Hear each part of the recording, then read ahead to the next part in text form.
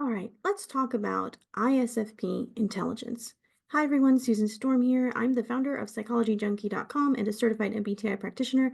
And today we are going to get into ISFP intelligence and understanding exactly what makes them smart. Because yes, intelligence is not just about test scores or who can recite the periodic table the fastest. ISFPs, the artists, the gurus, the live in the moment types, bring a different kind of genius to the table. And no, it's not just about being good at painting and playing the guitar, though to be fair, a lot of them are really good at those things. Their intelligence, it's experiential. They don't just learn things, they live them. They absorb the world through their senses, through the rhythm of life, through trial and error, through working with their hands, through understanding what's important in the human condition. If they're learning a new skill, they don't really want to learn it by sitting around reading a dry, lifeless textbook. They want to do the thing.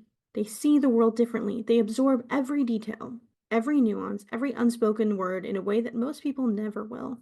But let's look at the stats. Female ISFPs are among one of the top 3 most creative types in 1 out of 3 measures of creativity, according to the MBTI Manual 3rd edition. They're some of the most persistent students in colleges, according to the MBTI Manual. Male ISFPs ranked 3.5 among Ball State University students. So ISFPs aren't just daydreaming their way through life, contrary to most stereotypes. They're absorbing, they're experimenting, they're refining their skills. They're the ones quietly mastering something hands-on while everyone else is just figuring out where to begin. However, ISFPs in traditional schooling, not exactly a love story. They can be amazing students, but they will often mentally check out when a teacher starts droning on about abstract theories or making them stand up and repeat a bunch of things over and over again. ISTPs tend to feel defeated and uninspired in really repetitive, structured, rigid learning environments, and they get overwhelmed when the learning is too much focused on test scores and repetition and memorization, and there isn't enough focus on working with their hands and seeing how what they're learning is actually going to impact them in the real world and how it might impact other people.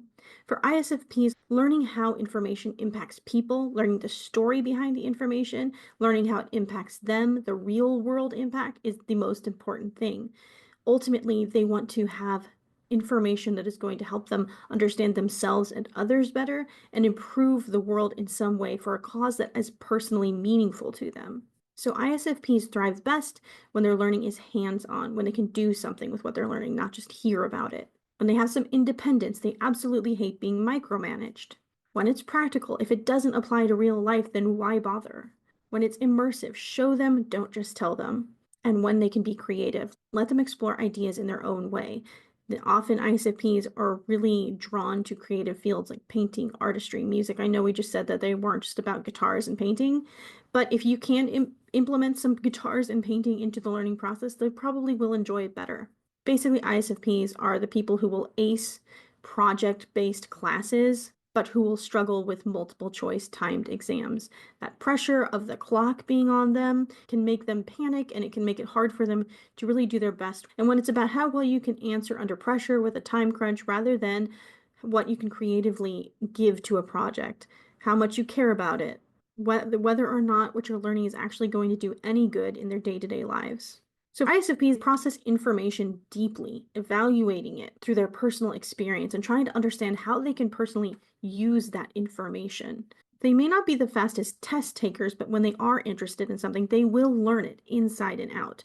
I have an ISFP daughter, and she is a polyglot. She is absolutely obsessed with learning languages, and at this point, she can speak Japanese to some degree, Italian to some degree. She's been studying Korean now for a while, and she's obsessed with learning languages, and this is something she's really good at. She's also really artistic. If an ISFP is interested in something and has found a way to make it personally significant to them, they will learn literally every detail about it. But they have to know that this information is valuable to them because ultimately, as introverted feeling types, they're looking for what matters to them, what is significant and meaningful to them. And if something just seems completely detached from their real life, they're not going to be so interested. So let's get to what makes ISFPs actually so smart. They have really incredible intrapersonal intelligence. Unlike interpersonal intelligence, which is about reading the room and understanding how other people feel and really getting into a connected vibe with them, intrapersonal intelligence is how well you understand yourself, your own values, and being highly self-aware and authentic. So ISFPs can pierce through pretense like a laser beam. You can try to fool an ISFP, but good luck. They pick up on every micro expression, every hesitation, every tiny shift in body language.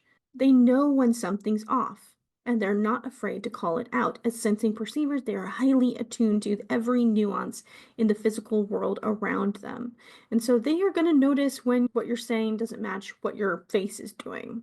So they're really quick to sniff out inauthenticity and incongruency when people are being fake or phony. ISFPs also have a strength for real world adaptability. They are quick thinkers in crisis situations. While everyone else is spiraling, they're probably halfway through solving the problem. Many ISFPs perform well as EMTs, as nurses in medical fields, where you have to think quickly and you have to deal with a lot of things on the spot in the moment. And that's again where their sensing perceiving qualities tend to shine. Sensing perceivers types live in the moment. They have a heightened awareness of details in the moment, and they tend to be very responsive to things that are happening around them. And so many ISFPs tend to stay calm in crisis situations because they can keep up with the details and they can be responsive. Of course, this isn't a blanket statement for every ISFP. I have known some ISFPs who need a little bit more time, but in general, sensing perceivers are very responsive to their environment and tend to keep a cool head when things are a little bit chaotic in the world around them.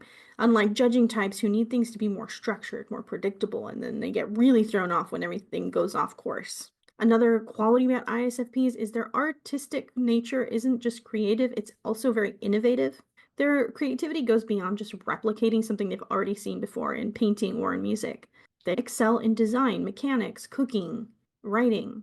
They like to experiment and push boundaries and make something completely new and original, something that is all their own. They never want to just copy the masters. They want to do something that is personally significant to them.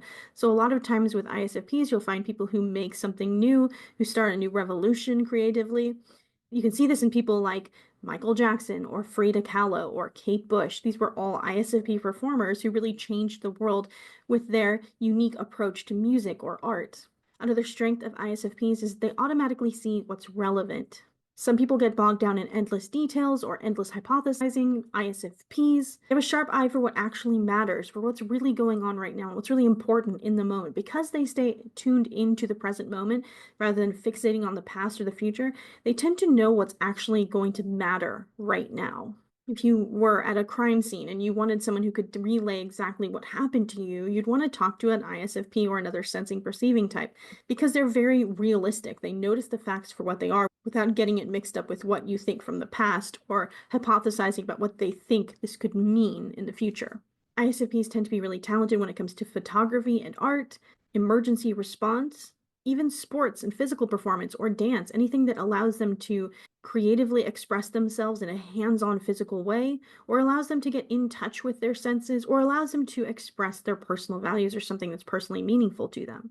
In school, ISFPs consistently do well in practical skills, and I really think ISFPs would perform well in almost any form of education, but they have to be taught in a way that lets them understand the real world relevance of what they're learning. I did a survey at one point where I asked all 16 types what the preferred mode of schooling would have been. Would it have been public school? Would it have been private school, homeschooling, unschooling? What would it have been? For ISFPs, the number one school choice for them would have been unschooling, which was, they were one of the only types who picked this. They may have been the only type. For ISFPs, having that flexibility to go after and learn what they're personally interested in and master, that's a real driving force for them. They really hate the rigidity of the public school system. Number two for ISFPs was homeschooling. ISFPs just love that flexibility, that freedom to pursue education in their own way, the ability to improvise based on what you're interested in the moment. And public school actually came in fourth. So it was unschooling, homeschooling, private school, and then public school. So this was very different for what I saw for the other types. And I surveyed hundreds of people about this.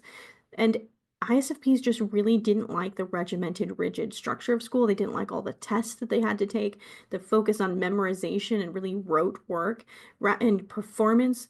Instead, they were drawn to things like unschooling and homeschooling, where they could go after their interests and really delve into those. They could still learn the other things, but they could do it in a more creative, flexible way that was more personalized to them. If you would like to find out more about ISFPs, check out my website at psychologyjunkie.com, where I have over 1,000 articles about the 16 personality types.